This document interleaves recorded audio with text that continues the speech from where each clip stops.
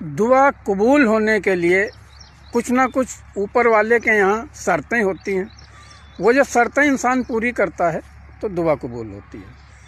अल्लाह ताला बगैर सिस्टम के कुछ नहीं देता। जैसे किसी ने सुन लिया कि गोली से शेर, कारतूस से शेर मर जाता है, तो वो कारतूस पा गया और वो जंगल चला गया कारतूस लेके, और कारतूस फेंक के उसने शेर के ऊपर मार दिया। शेर ने उसको हमला करके उसको घायल कर दिया।